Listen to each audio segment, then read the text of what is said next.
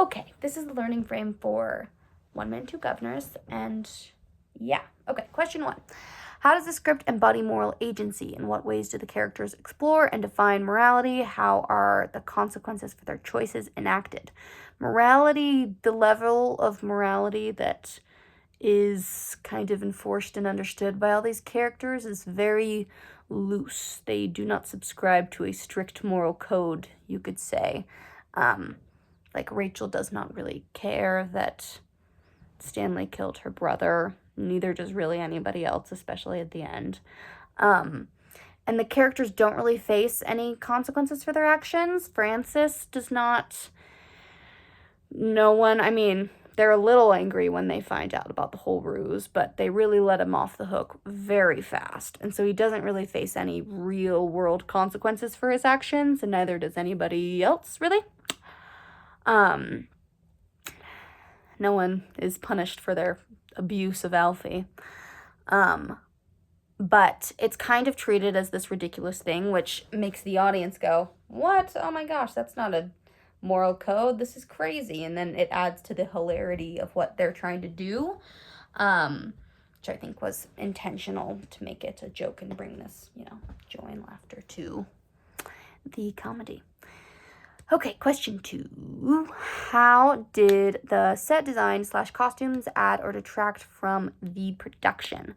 The set, well, actually, first we'll talk about the set. The set kind of felt, especially for, like, the main thoroughfare scenes and the scene where Stanley and Rachel almost commit suicide. Those are the ones that come to mind, but they're very 3D. They're not trying to make you feel like this is a real world. It adds into, while establishing the setting and everything, it doesn't feel like a real, like, wow, lifelike building over there. It feels like something that is constructed and part of the play, because they're very cheeky with the whole, they're doing a play, because they interact with the audience. They kind of break at some points, or break character, that is.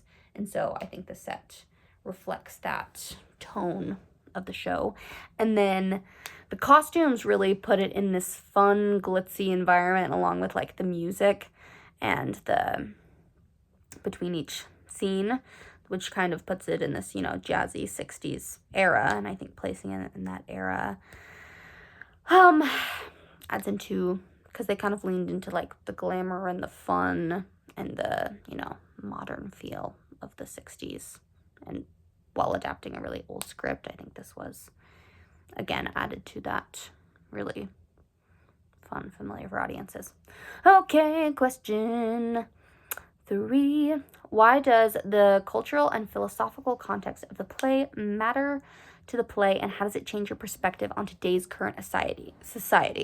So I was thinking about how this play was adapted from the 1700s, 1763 play. And so the audience that they're playing to is very different, or at least somewhat different. And so they really ramped up certain aspects that would be appealing to that audience. I do think a lot of the raunchy stuff was not in the 1763 version, at least not to that extent, although who knows. But they're playing to a more, secular, modern society, and so the jokes that they choose to add into there are going to be of different content, and going into knowing who your audience is develops an adaptation, which I think it did a lot here with One Man, Two Governors. Okay, question 4. What about the script / production feels like gift given to you? Was there a performance, character, or line that felt fundamentally generous and or given to you? This question with, like, a heartwarming musical would be like, I would have a very obvious moment that, like, ooh, this really touched me. And it still did that, but just in a very different way than, like, a sad, nice show would do. But I was thinking about the moment at the end big scene at the end of Act 1 where he's doing the food for Francis and, wait, not Francis. Francis is doing the food for Rachel and Stanley. And all sorts of ridiculousness and hilarity ensue. And he brings up that girl from the audience for a while and really leans into the franticness of Francis. And it was so ridiculous and funny, and it felt like, a gift of genuine joy. And especially for those audience members that were actually there, like, the performers are really bringing them into the world, into the play, into, like, they're part of the fun, which is not something, like, this show was very presentational. Lots other shows obviously won't interact with the audience, so because of, like, the fourth wall, it depends on what the show is, but this one really brought them in, which I think is a form of gift giving in this particular context, and that moment was just very funny and, brought me joy, which I think is a gift from the performers. Okay, last question. According to Joseph Roach's ideas about cultural memory, what behaviors, gestures, stories in this play stand for something lost, forgotten, or no longer present? Obviously, the Commedia dell'arte influence is still very much present, but its original form is no longer really around. And so this really was, an homage or pastiche. I'm not using it. Yep.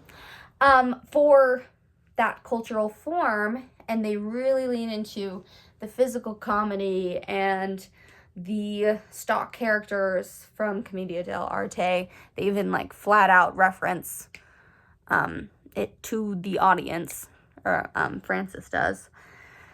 And so it kind of brings that same format to life for modern audiences in a way that they can understand and enjoy. So that was, like, the whole story structure, all the characters. Obviously, it's adapted from a previous play, so that makes sense. But the ideas and, the plot surrounding how Commedia dell'arte was formed is preserved and showcased. The memory is showcased through this production. Anyway, love the show. Super fun. Very surprised to see James Corden pop up in that. That was a great time.